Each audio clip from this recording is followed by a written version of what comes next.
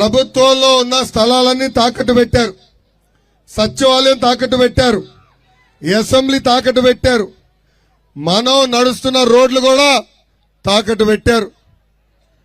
చివరికి ఈరోజు మన సొంత భూములు తాకట్టు పెట్టేదానికి ప్రయత్నిస్తున్నారు.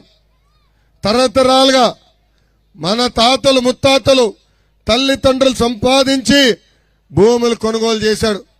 ఈయనేదో సొంత భూమి ఇచ్చినట్టు ఏకంగా కొత్త సర్వే వేసి ఆయన మొహంతో రాలేస్తున్నాడు.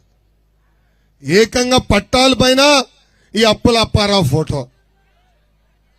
ఈరోజు కొత్తగా ల్యాండ్ టైటిలింగ్ చట్టం అని తీసుకొచ్చారు.